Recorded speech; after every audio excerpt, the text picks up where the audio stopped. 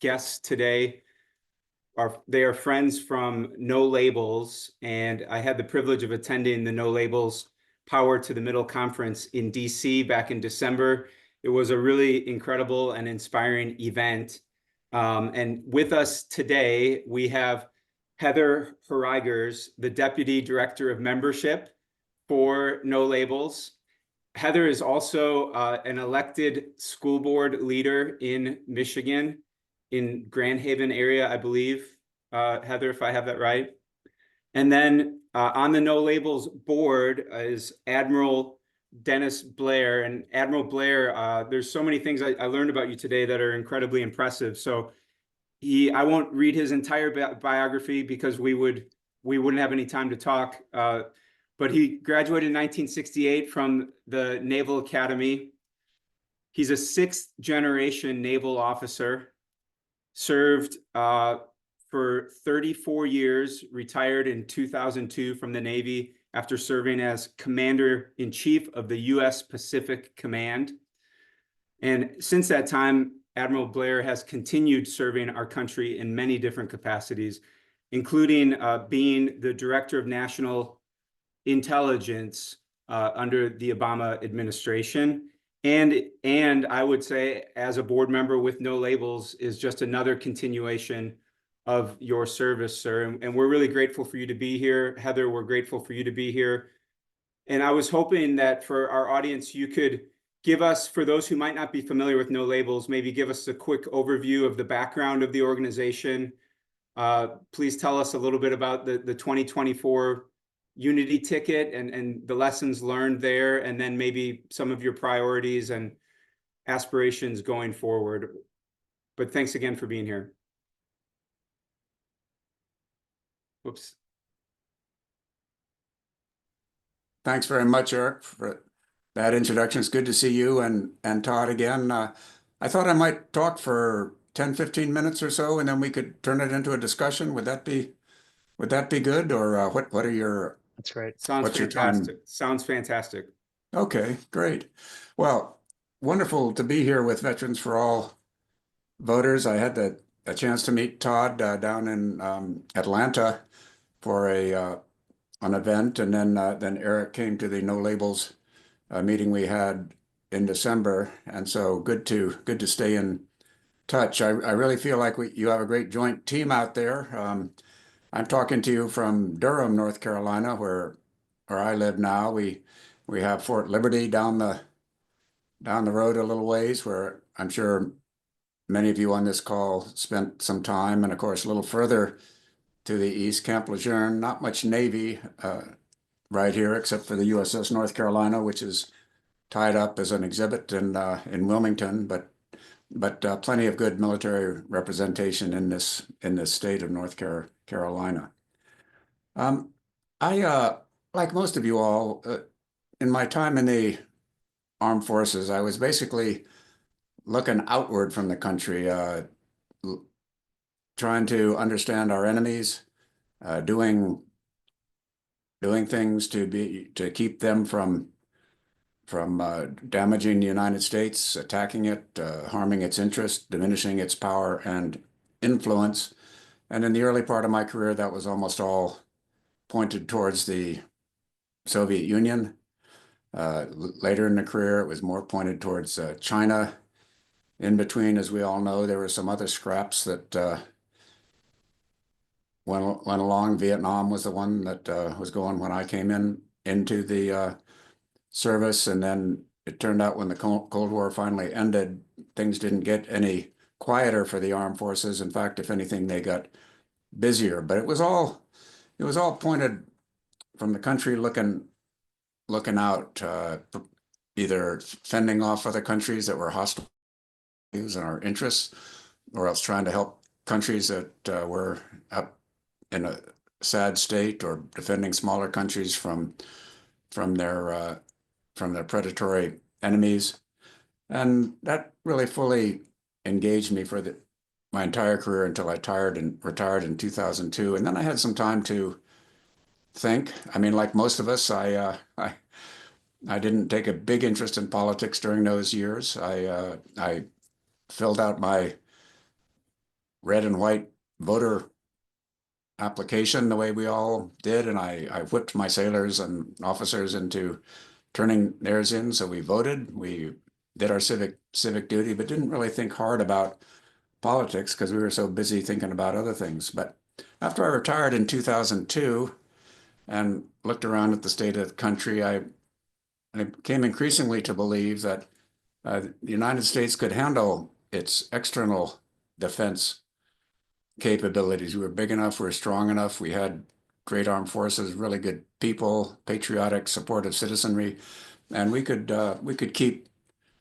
China and Russia from interfering with American interests. And if we could only get our act together back here in the United States, what was really hurting us was the gradual pulling apart of this country into two extreme factions, one on the right, one on the left, the loss of the ability to listen to the other side, to have a decent discussion about ideas, to take ideas from others, lead to compromises which really move the country forward the way we've been able to do as a country so much in the past. Even national security affairs, which have been traditionally bipartisan with not entirely, but generally there was a consensus as to what the United States should be doing. That was becoming increasingly fragmented. So, but I was coming to that realization, so I decided I ought to, if I cared about my country, which all of us who serve do, I should do something about trying to heal turn around these bad trends, heal these wounds on our country, and then we could handle our external responsibilities just fine. So I looked around for a way to be able to do that, and many different I mean, I wasn't the first to come up with this idea, and many patriotic Americans had decided that we needed to rebuild the center of American politics, the group of people who are willing to talk across party lines and come up with sensible solutions for that were good for the country. And as I looked around, I came across No Labels and joined it back in 2003. I guess it was. Had to drop out for a while after I was. No, I'm sorry. But I knew Nancy Jacobson before then, and then after I went back into government for a while in 2009, 2010, came back out, joined up with No Labels, and I've been working with them ever since. But let me say that I also fully support the work that a lot of other organizations that are trying to look at this dysfunction in American politics and try to fix it by changing things. And certainly the Veterans for All Voters has done tremendous work in trying to work on the procedures for voting with primaries and ways to keep the primaries from becoming such partisan affairs that are run by small numbers of the extreme voters, and get states back to systems where most Americans can vote. And as we know, most Americans are in the center and want to do the right thing. I think that part of why I came to believe what I believe, and I think it's true for all of you all that served in the armed forces, is based on my service. Anybody who has taken the oath to support and defend the Constitution of the United States has a deep well of patriotism, believes that this country is worth defending, and also learns pretty quickly that it's teamwork that does the absolute best work in the armed forces. It's not one person, whether that person is an admiral or a sailor. It's the team that gets the job done at virtually all levels, and that in that team, there are many different viewpoints. I mean, we all know that we want to hear from everybody if there's a mission to be done. I don't care if it's a big mission that's done at the regional level, or it's just a squad getting together and figuring out how they're going to go after a bad guy in Afghanistan or or Iraq. You want to hear from everybody with ideas, with experience. You want sharp arguments, but then you want to reach a decision. And once you reach a decision, you all march out together and get the job done. And everybody contributes, and everybody knows what the play is, and everybody values the other members of the team at whatever level. But we've lost that in this country in many ways. So I think veterans are incredibly important in restoring that patriotic emphasis on teamwork ethic, which has been so important for this country over the years, and certainly has made the armed forces of the United States what they are. So let me talk a little bit about no labels. What is our theory of why politics have gone the way they have? I think one thing that I've learned through working with no labels is the way we've gotten is been done by the two-party political system, which we have developed, which places all of this emphasis on winning the next election, and then pushing your agenda as far as you can in your direction, gradually knocking down some of the barriers of compromise and listening to the other side and respecting the other side, which have been a characteristic of this country when it's been at its best. And then each time a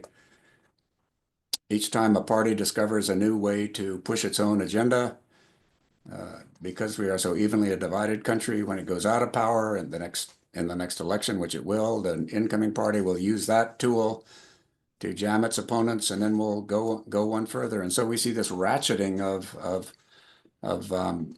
tactics by the parties that is just pushing our country in opposite directions. When one administration is in office, they come up with whatever parliamentary and other tactics they can to push in one direction, and when the other party replaces them in one of the branches of Congress or all of them, they push it back the other direction, and so we end up tacking back and forth across the field instead of moving down.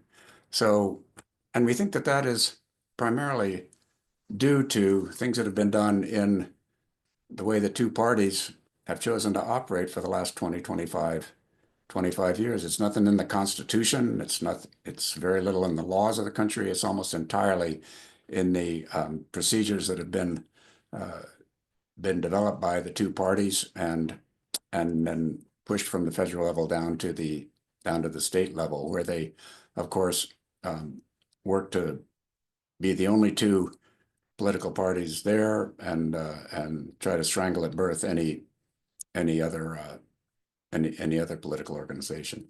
So that was sort of the analysis of it. And at No Labels, we basically have had two initiatives that we have taken over the years that we've been in business.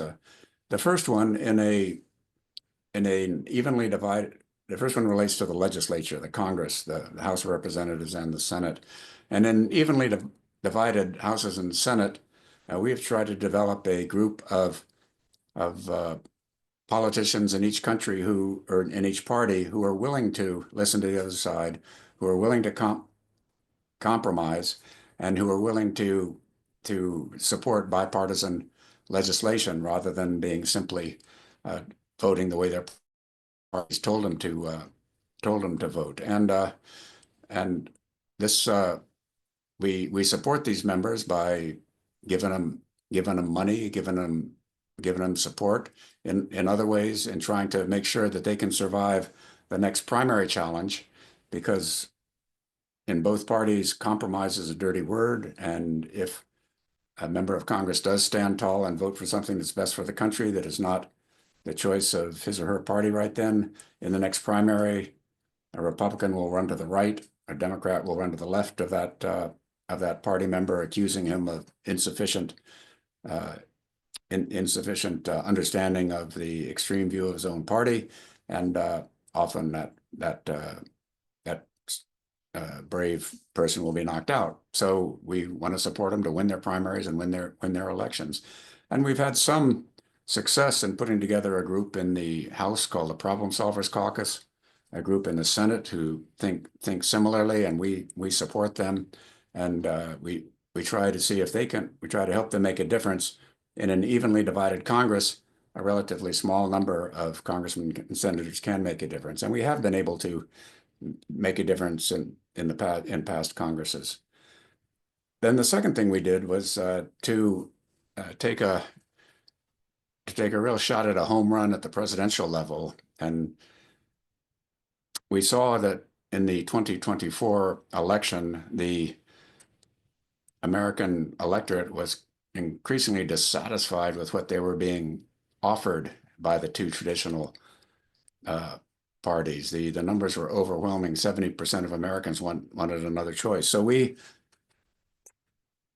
decided that at No Labels, we would give them another choice. And the way to do that was to gain ballot access in all 50 states. And once we had ballot access, that is, once we could put a candidate up in North Carolina and in Washington State and Missouri and all of the places, then we would offer that to what we call the unity ticket, one Democrat, one Republican, and run that ticket in the 2024 election. And our polling told us that ticket would have a good chance of gaining a lot of support from those Americans who didn't like what was on offer from the other parties, and we thought that if we could get a president and a vice president who believed in this, who no kidding believed in compromise and doing the best thing for the country, that would be such a shock to American politics that we could set it on a new course. It turned out we were successful in gaining ballot access. We had access on all of the states that we were allowed to by a few months before the election. But then when we went around to talk to potential candidates, and I won't name the names, but these were well-known figures, some who are politicians, some who are not, and we went to them and said, we'd like you to put your hat in the ring to take this nomination to be a candidate for president, and we'll back you with our resources, and we think the time is right for the country. We were unable to find a candidate with sort of the national stature and the commitment to making this run. There were several reasons that they gave. Many of them said that they weren't sure that they could win. Our analysis showed that they probably could. Some of them said they didn't want to be a spoiler, to give the election to one candidate or another.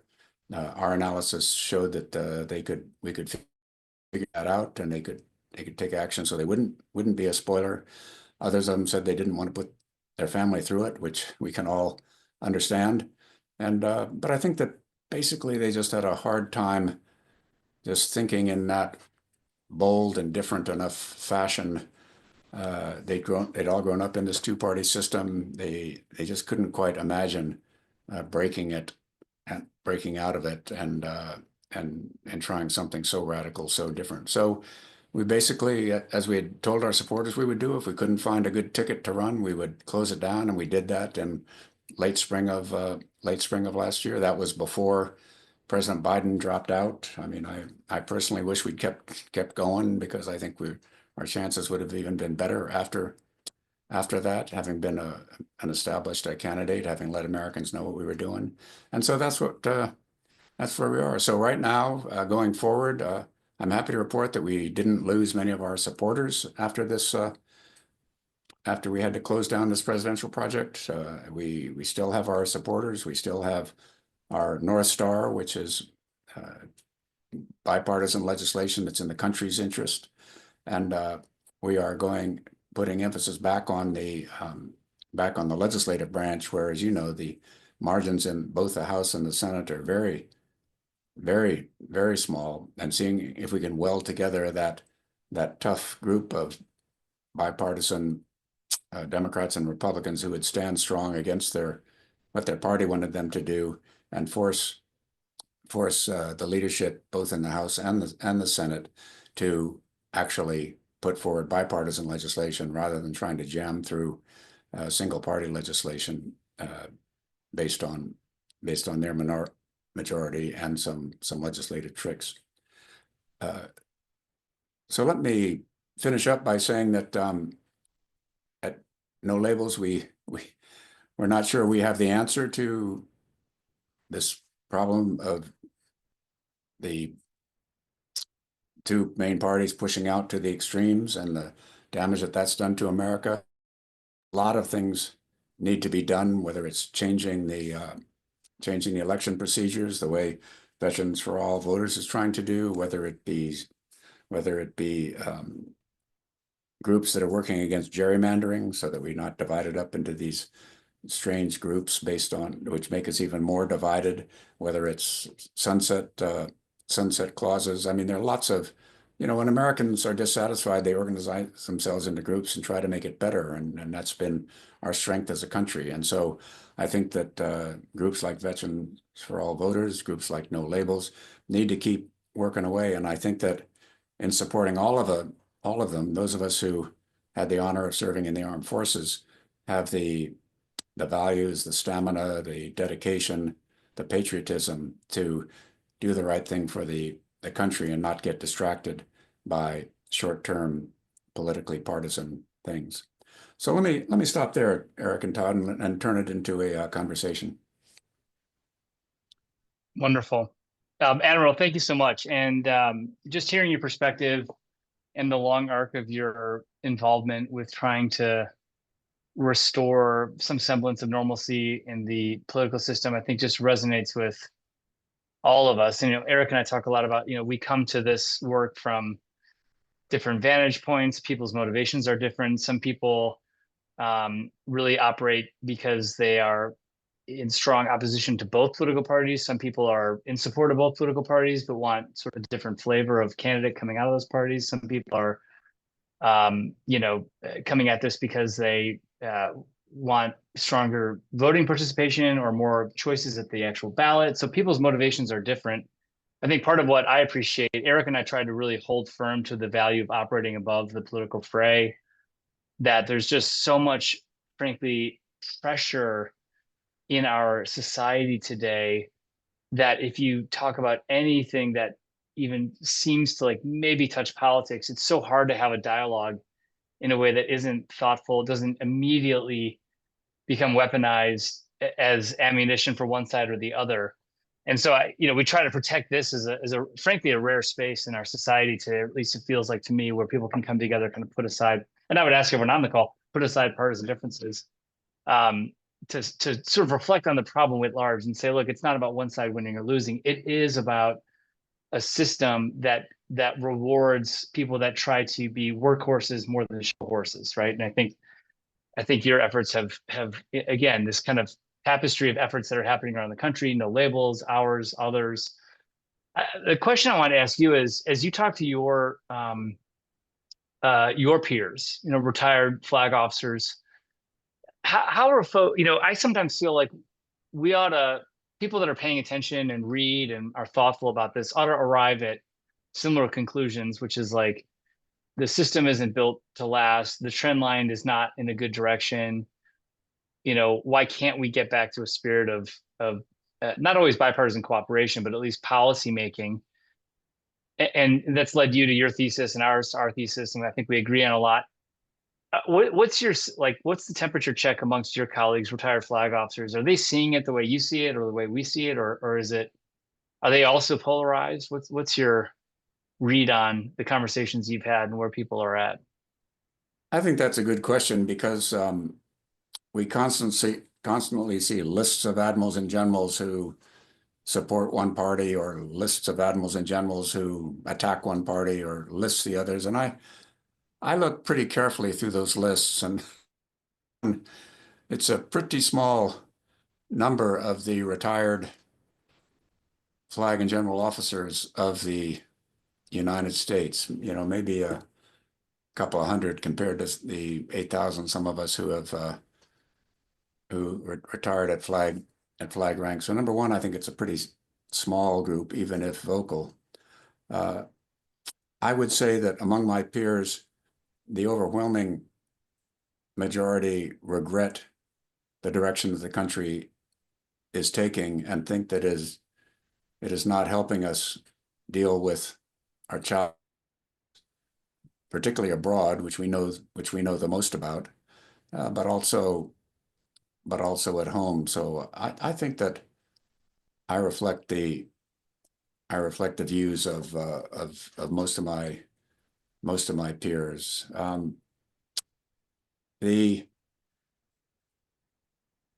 You're in an uncomfortable situation when you are a retired senior officer for a couple of reasons. Number one,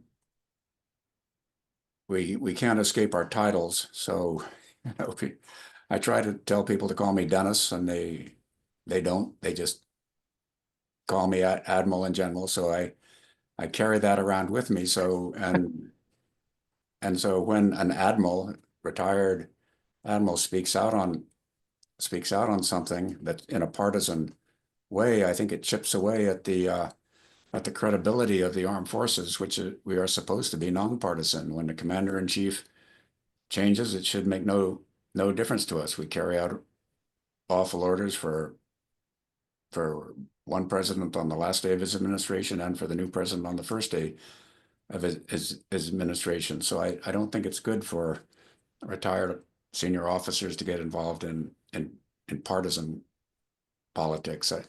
I think that breaks off, say, at maybe the 06 level or so, and the enlisted ranks. But when you have that general or admiral name, you're sort of sending the wrong signal when you take a partisan view. The other thing is you make it really hard on the people who now have the jobs that you used to have, because when the politicians look at the active duty admirals and generals who honestly want to do what their bosses say, those politicians think, oh, well, maybe the person I'm dealing with is going to retire and write a book, give a speech, sign a letter, and make it and come out against me or tell a story. And I think these sort of instant memoirs, these instant articles, these instant speeches are very damaging by former high-ranking military officers, because the politicians who don't understand institutional loyalty, only understand personal loyalty, will sort of either squeeze senior officers out of important meetings where important national security decisions are made, or they will try to look for senior officers who they think will be personally loyal to them. And we've all seen in armed forces around the world what that does to your military effectiveness. When you start promoting the people who are good politicians and are bad war fighters, your country is in real trouble. So I think most of us who retired believe that we should stay out of politics, and I think we think that those who jump into partisan politics are doing a disservice to making this country better. And so the obvious follow-up question is, well, then, Admiral Blair, what are you doing being part of No Labels? Or what would you be doing working with Veterans for All Voters? And I draw a strong distinction between signing up to favor one political party and signing up for organizations which are trying to fix the system and make it better. And so I think we need to keep that distinction in mind. 100%. Well said, Admiral. And Todd highlighted one of our core values at Veterans for All Voters, choosing to operate above the partisan fray. Another one of our core values is we're playing the long game, and we know we'll be friends when our mission is complete. So we really value friendship, and we know we're playing the long game. And I'm just wondering, I know No Labels is as well. You all have been playing the long game as far as rebuilding the center. And I'm just curious to hear about future priorities going forward. Is it too early to know if No Labels might, try to run candidates again at the presidential level, or? I think it's too early to know for 2028. I think 2024 was a pretty unique moment in presidential elections when it started out with two candidates who were just had such negatives, and so I'm not sure the presidential side is important. I mean, I'm not sure we'll do that again. I would tell you frankly that the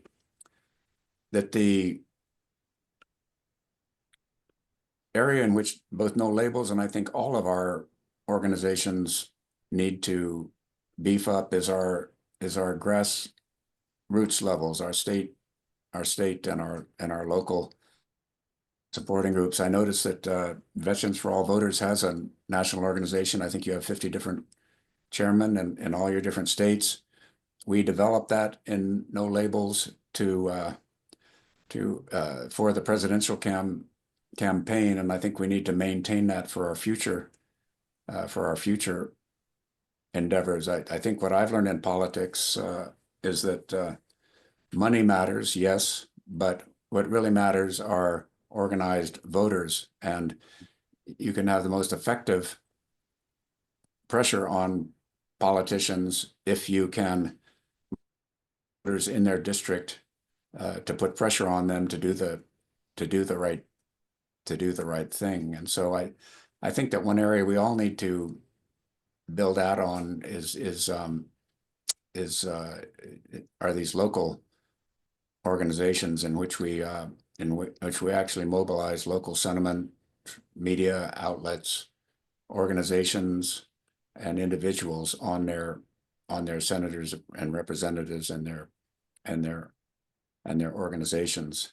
I think the question of whether you do this through the traditional parties or another party, or whether a third party forms in the United States in the future is still open. There are advantages of a two-party system if it's a big tent two-party system in which there's an overlap in the center of conservative Democrats and liberal Republicans. And if things move back that direction, I think it would be good. If they don't, I think it will raise the question over time. And you said you all try to think in long terms of whether there's another party there that can represent most of the American people who, as we know from who our friends are and from polling data, are pretty much a bell-shaped curve. Most people are in the center, and then there are a much smaller number out on the extremes, but they managed to dominate these two traditional parties that in the form that they now exist. Eric, I think you're on mute. My bad. Admiral, you mentioned grassroots advocacy, and I know that Heather plays a really big role with that for No Labels. So I thought maybe Heather would want to take an opportunity to share a few of calls to action or how you all are mobilizing your volunteers. And that's certainly something we can learn from as an organization and hopefully find ways to collaborate together. But Heather, if you want to chime in with some of the grassroots efforts. Thanks, Eric. Thank you all again for having me here. Like I said, thank you for your service. I have a lot of respect for America's veterans. And your service never stops in my heart. So thank you. For grassroots efforts, we are looking to build all across 435 congressional districts. We're working through one-to-one communication through our volunteer network, local district leaders, trying to build small cohorts in every congressional district. And so we're having calls where we're discussing things from a nonpartisan perspective to have more membership engagement. I I can't talk. We're talking about executive orders this month. We usually go mid-month to mid-month. So we have about 6 different online discussion groups that people can join to just educate themselves on topics like executive orders. We did tariffs. We're going to do AI. Next month, we release a discussion guide and gather together and have that dialogue where we're respectful of each other, no matter what label or no label that we carry. You mentioned a bell curve, and I just like to say it's my mission to flip the curve in terms of civic engagement and even money in politics from a middle perspective or a less partisan perspective. No labels can support through our membership candidates or representatives like Jared Golden and Marie Gluesenkamp-Perez, for instance. There's many others that advocate for common sense solutions. When you donate through a membership link at No Labels, not a dime goes to either party. It goes directly to the candidate or the representative. We also have monthly membership calls with our CEO and chief strategist. And then there's newcomer calls too with Holly Page to kind of dip your toe in the water and learn about the history if you're really new and you want to have an inside perspective as to how it all developed from the beginning. So there's lots of opportunities. I'll stop talking. I appreciate the chance to speak, and I will put a link in the chat if you're so interested. You can kind of go there and dig around, and I'll put my email address too if you want to contact me directly. So thank you. Heather and Admiral Blair, thank you both so much for joining us and sharing about the work of No Labels. And I sort of operate in this belief, and this may or may not be accurate, but I think about almost like we're approaching the dot-com era in the 90s, and there's going to be 1,000 experiments put to market in the spirit of reform and healing and moving the country forward. And it'll take some, bad events, single party rule gone afoul in states across the country. Single party rule is bad in anywhere it exists. Lack of competition is bad anywhere it exists. And increasingly in this country, states are under single party rule, whether it's blue states or red states. And then we're seeing what is playing out or not playing out in Congress and the executive. So I believe that it's incumbent on kind of responsible, citizens and patriots to sort of put experiments into the fold. A lot are not going to work. They're all going to be hard, but something will pop. Something will work. And I think if and when that thing works, the floodgates will open. And we've seen some really interesting things, third party movements, forward party doing some things within the party's attempts at reform. So people are kind of poking on this problem. Obviously, the attempt to build kind of a centrist presidential ticket, challenges all around, court challenges, legal challenges, decision challenges, mental challenges for how people think about politics. But I just believe that in this season of innovation, maybe to put an optimistic frame on it, the things that we're doing, we'll learn in time what can work. And so, Admiral Blair, thanks for your continued service. And I think in some ways, patriotism. I was reading over the weekend. I'm gonna fail to cite the right author of the quote, but it was along the lines of patriotism, sort of doing the things that you'll never see come to fruition in your time. It's for those behind you. It's for posterity. So the unsatisfying element of our work may be in never seeing the fruits of our labors, but hopefully, I don't want to be that pessimistic. I mean, hopefully we will, but we do this work because we know it matters for our kids and grandkids, many of whom, if they're under the age of 30, have not ever seen a better governing model. They have not seen a presidential election that doesn't look something like we just got done experiencing. And it doesn't matter who wins. We can sort of say this is not how we want to role model citizenship in this country or thriving democracy on either side.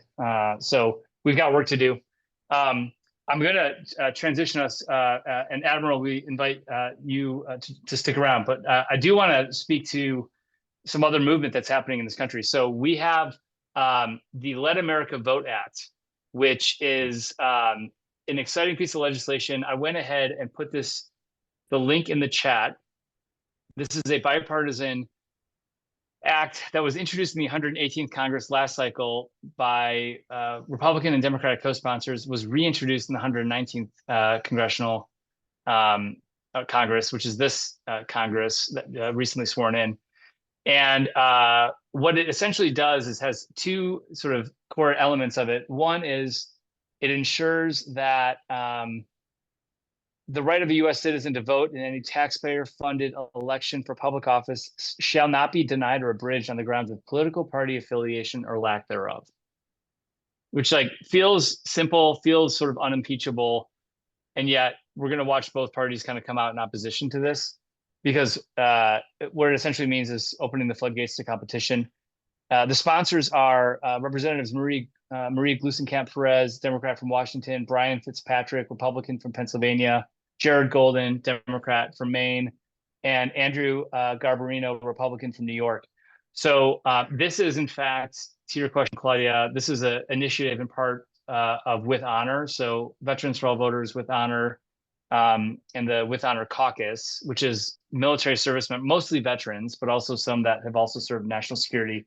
It's a bipartisan coalition of veterans plus who are advancing legislation like this. And so we think it's a great statement. There's also provisions around citizen voting and requiring that citizens shall be permitted and granted the right to vote in any taxpayer-funded election. States prohibit states from permitting non-citizens to vote in elections for federal office, which is already largely the law of the land, but it codifies that. So it speaks to election security, and it also speaks to election access. So we think it's a reasonable piece of legislation. Seems like a no-brainer. We'll see what it does as a messaging bill. But I would just encourage everyone, call your member of Congress and make this a conversation. You know, whether they're Democrat or Republican, why would you be opposed to voters who are registered independents, which is 62% of young people, about 50% of military veterans, not being able to vote in the elections of consequence, primary elections in this country? So we're very excited about this. It's one of the few things that's happening at the federal level. And then beyond that, most of the action is happening at the state level. And there's lots of movement in states across the country where voters are dissatisfied with the outcomes that they're getting in their state legislatures. So let me kind of pause there. And Eric, anything you want to add on the Let America Vote Act and ways in which folks can engage?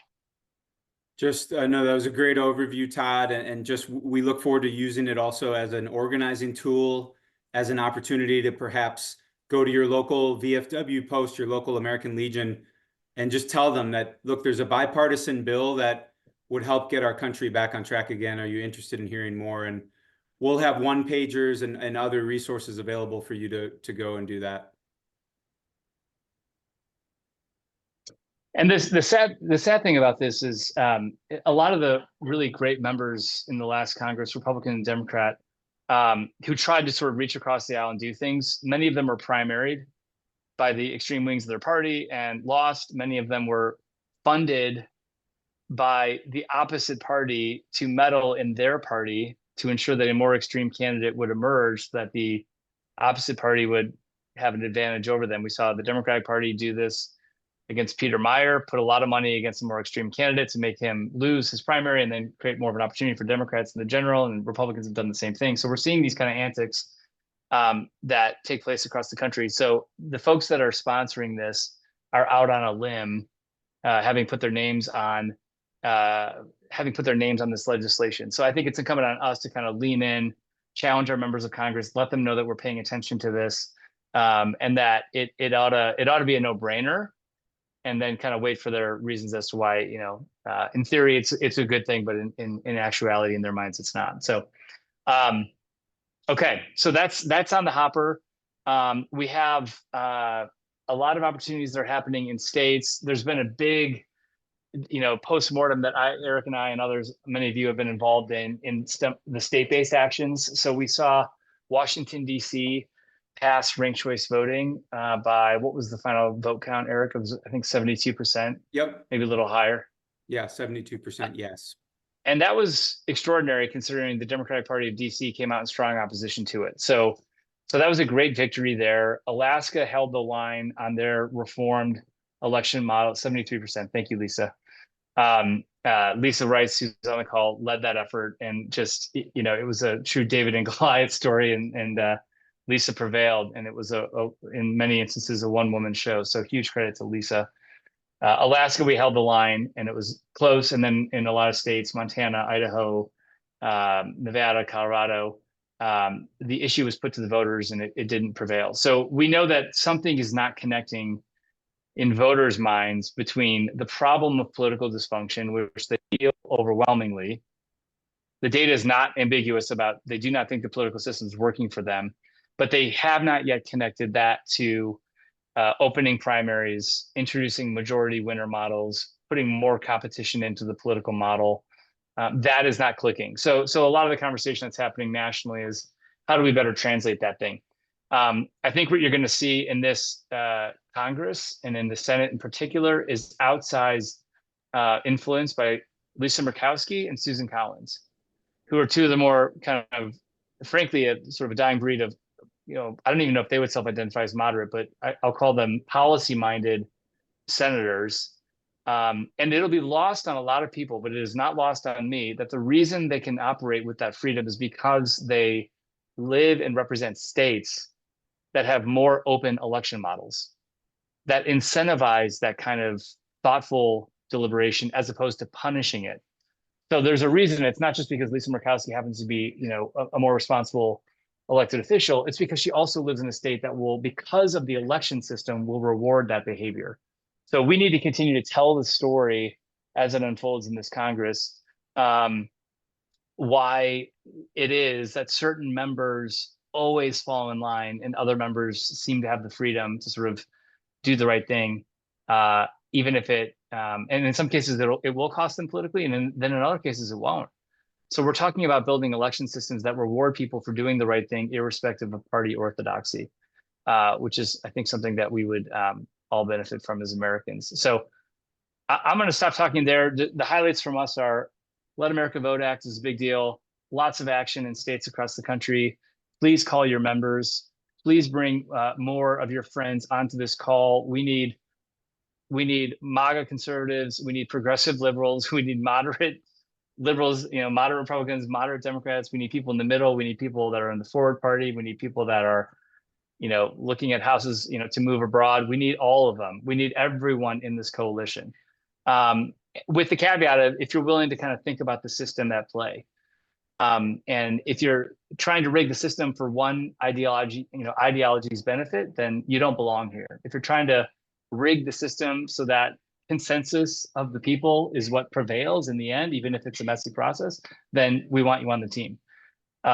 So that's my big encouragement, is bring more folks on this team. We've got to build a movement. Last thing I'll say, and this is kind of in the post-mortem of the election reform slate that just got done running in the states across the country, there's an acknowledgement, and Admiral Blair, you said this, there's an acknowledgement that money is necessary but not sufficient.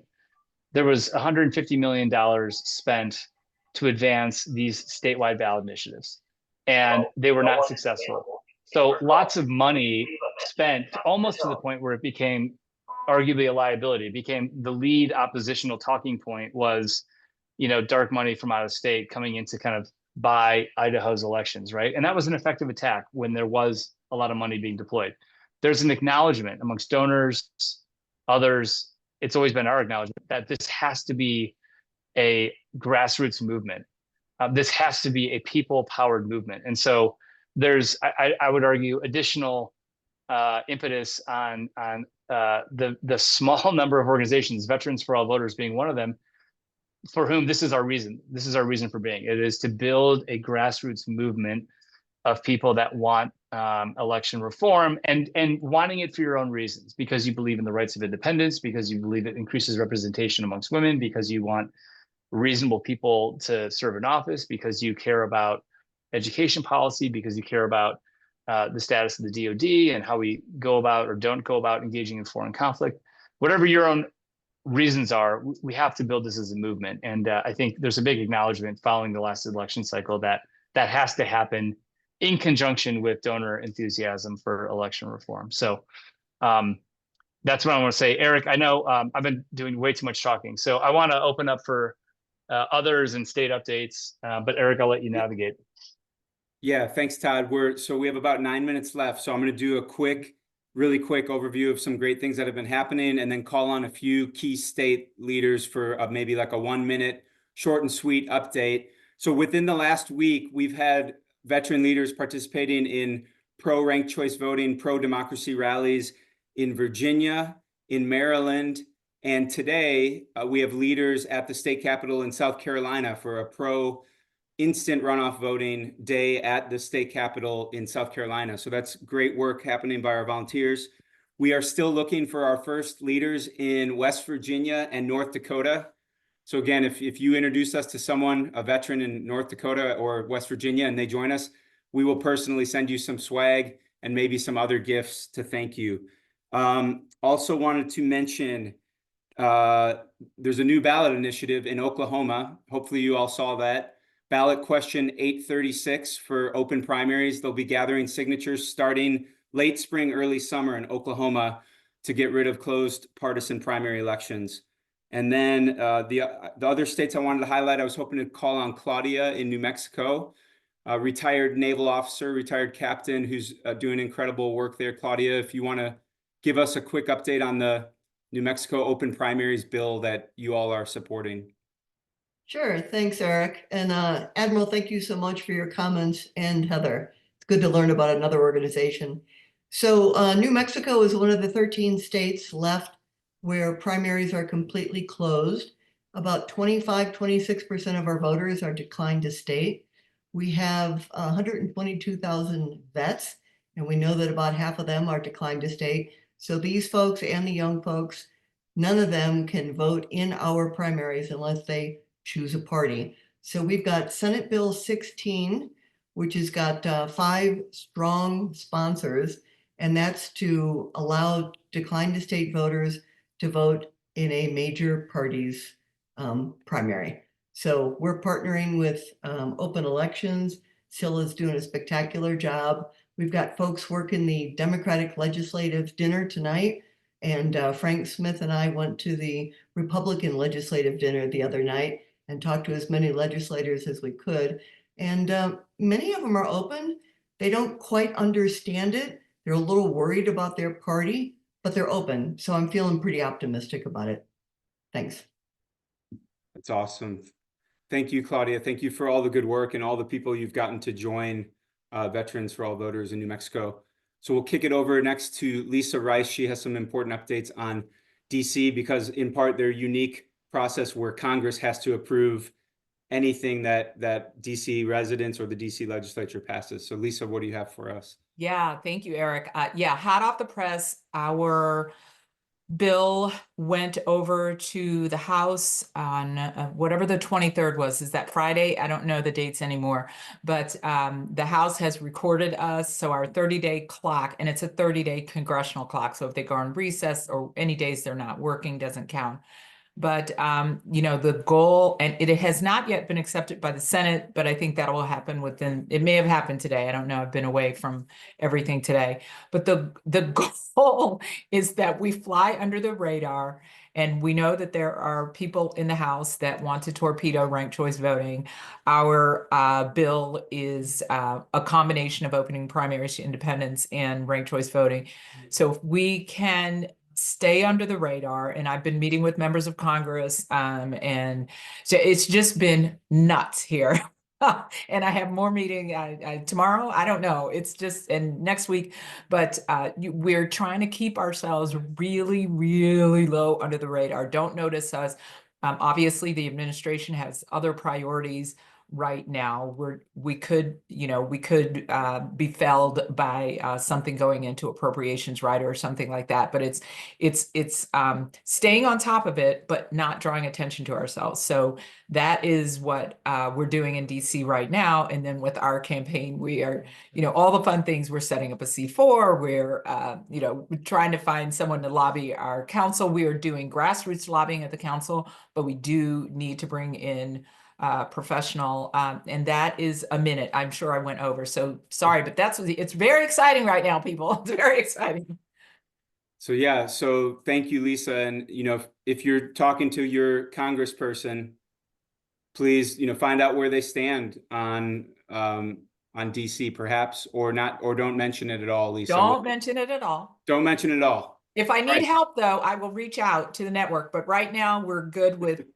But listen, I would say that is the thing. If you hear of your member of Congress or your senator saying anything that sounds like they don't like ranked choice voting or they don't like opening primaries to independents, send me an email right away. And yes, and I hope everyone's catching the irony here. The Right. Democratic Party in Washington, D.C. opposed the ballot measure, sued the campaign twice, and now it's Republicans in Congress who are going to try to undo what the citizens of Washington, D.C. want. And that's supposedly representative democracy. That it's yes, I shouldn't say anymore. Insane. I'll say it for you. Insane. Yes. So we're here, quick time check, 3 minutes left. So does anyone have another 1 minute update from their state they'd like to share? And if not, that's okay. One other thing I wanted to mention real quick, Claudia in her update mentioned in New Mexico, independent voters are called declined to state, DTS. Almost every state has a different name for independence. It's part of the way the system acts like we don't exist. And someday I want to have a t-shirt made with all the different names, no party preference, no party affiliation. We do not exist, right? That's what the two parties would like to have you believe. But it's not true. I know I'm one. I've always been one. I'm fiercely independent. All right, Todd, I'll kick it back over to you for any closing thoughts or closing words. Hey, Eric, I just want to make a plug for the Principals First Summit. Sure. This will be my third year. It is going to be amazing. Probably over 1,000 people there. Please click on the link, check it out, get your plane ticket, sign up. It's the place to be on the 21st of February. Thanks, Mike. And thanks for all your good work in Richmond last week. Eric, Thanks. real quick. Sorry. Oh, go ahead, Chance. Thanks, Todd. We're hosting an event in NYC with Eric and Legion Post 917 at the end of February. So if you're interested and in New York City, please click the link. It's on the east side at Pub Key, Wednesday, February 26th. Thank you. Awesome. It'll be great to see you in person again, Seamus. Eric, can I just give a quick update for Nevada here? If Doug. it's yes, go ahead. We had a very interesting development announced yesterday. Of course, nonpartisans, what we call independents, have been the leading voter share in the state now for months.